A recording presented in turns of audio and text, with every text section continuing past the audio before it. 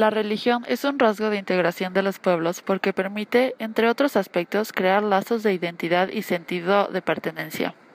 La fe de cada mexicano tiende a ser expresada y esto llega a ser un tanto polémico, ya que cada religión es diferente, por tanto piensa diferente, y el impacto social que tiene llega a ser muy discutido.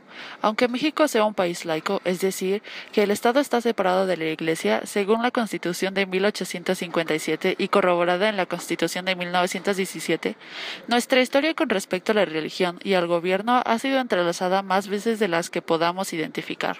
Diversidad de religiones en el Distrito Federal. Según el Censo de la Población, realizado por el INEGI en el 2010, el 82.5% de la población del Distrito Federal es católica. Como se puede observar en la tabla, el otro 17.5% en su mayoría está conformado por personas sin religión con un 5.5%, personas protestantes y evangélicas con un 5.4%, el 4.8% de religión no específica, el 1.4% de religiones bíblicas no evangélicas, el 0.2% de judíos y el 0.2% restante de otras religiones. El porcentaje de católicos en el Distrito Federal ha ido disminuyendo con el paso de los años. En 1895, el 98% de los habitantes eran católicos. En 1940, esta cifra bajó a 95%. En 1970 hubo un incremento de 1%. En el 2000 bajó a 90.4%. Y en el último registro, que fue en el 2010, esta cifra fue de 82.5%. Como se puede observar en el mapa, la mayor parte de los católicos habitan en el centro del país. De hecho, el 34.8% lo hace. Y en específico, el 9.38% de los católicos habitan en el Distrito Federal.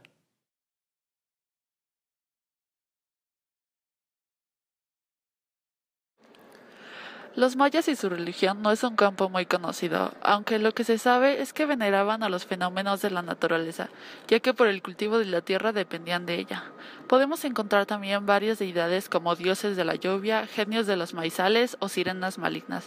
La cosmología, que es la teoría de la formación del universo, y la teogonía, que se ocupa de los dioses que forman el sistema religioso del pueblo politeísta, y el ritual en las grandes épocas fueron completamente abolidos por los españoles.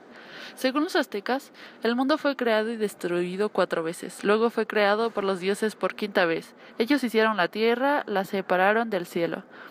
Después, el dios Quetzalcóatl creó a los hombres y a las plantas que los alimenten. Según los aztecas, solo se vive una vez y la vida está llena de tanto de sufrimiento como de alegría. La evangelización. Según el mismo Hernán Cortés, la razón principal de la conquista era la implementación de la fe cristiana a los indígenas, por lo que solicitó que le trajeran de la Nueva España algunos frailes para las nuevas tierras conquistadas. En 1524 llegó a la Nueva España un grupo de 11 frailes franciscanos que poco después arribaron dominicos y agustinos. En 1540 ya había más de un centenar de misioneros diseminados por todos los territorios conquistados. Se fundaron las diócesis de Tlaxcala, de la Ciudad de México, que es donde nos estamos especificando nosotros, Michoacán y de Oaxaca. Cada fraile al llegar se ponía 2 tareas: aprender una o varias lenguas indígenas y conocer las costumbres relacionadas con ellos y de sus cultos de sus dioses. La labor principal de los misioneros fue implementar la fe cristiana entre los naturales por medio de la prédica, la preparación de catequistas, la redacción de doctrinas o catecismos y la administración de sacramentos como el bautismo y el matrimonio. Su obra no se detuvo ahí. Congregaron a los indígenas en nuevas poblaciones, levantaron conventos, capillas e iglesias, construyeron caminos y puentes y acueductos, crearon hospitales y escuelas donde se enseñaban diversos oficios y defendieron a los nuevos cristianos del abuso de los encomendados, y registraron las costumbres e historia de los antiguos pueblos indígenas.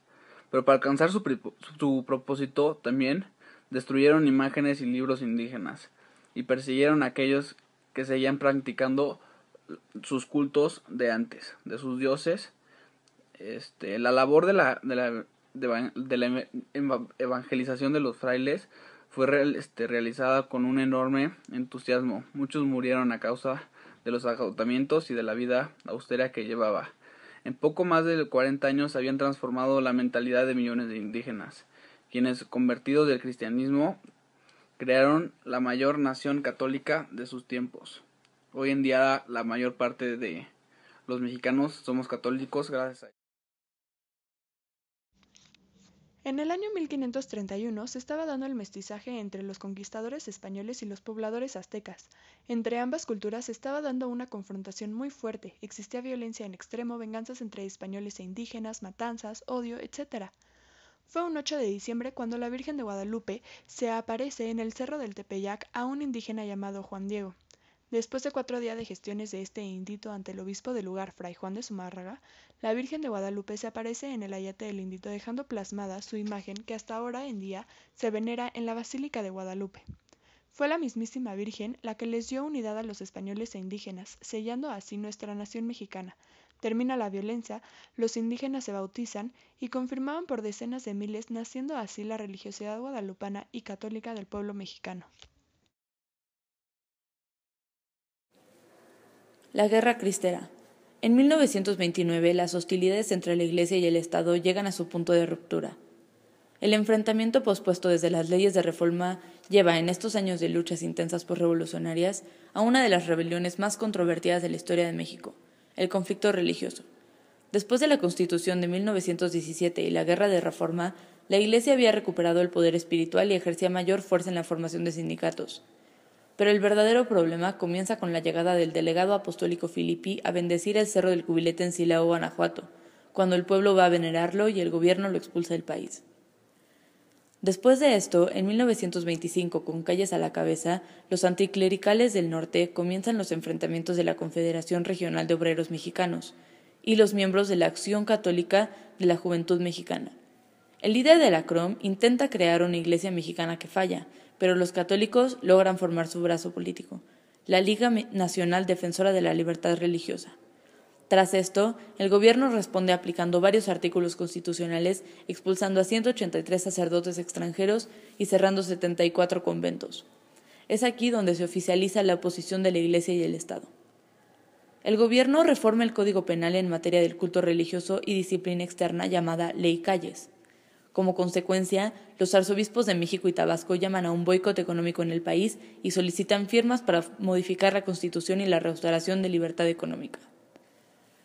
La Ley Calles establecía que los sacerdotes se registraran en gobernación a partir del 31 de julio de 1929, pero la Iglesia logra la suspensión de cultos en las iglesias.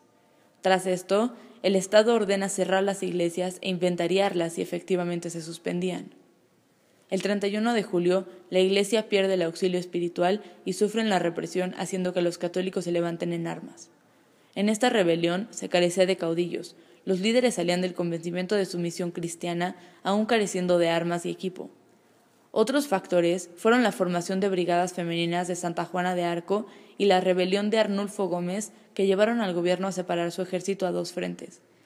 Fue hasta 1929 que se publican los arreglos suspendiendo la Ley Calles y otorgando amnistía a los rebeldes.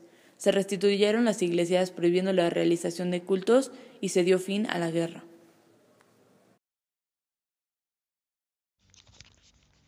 Benito Juárez estudió en el Seminario de Oaxaca para sacerdote católico. Antes de terminar sus estudios y consagrarse como sacerdote, le dio la espalda a la Iglesia Católica, decidiendo estudiar leyes, del cual termina sus estudios y se dedica a la política.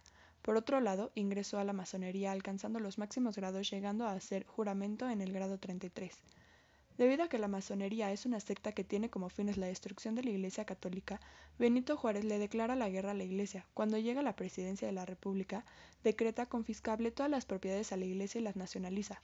Por otro lado, el matrimonio religioso lo hace a un lado y constituye el matrimonio civil.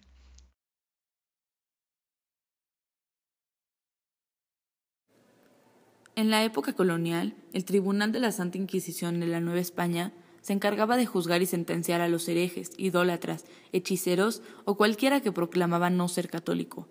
Los castigos podían ser desde el San Benito, especie de saco benedicto por un sacerdote que debía traer puesto a donde fuera por un tiempo determinado, o la vergüenza pública, muerte en la hoguera, azotes, destierro, etc.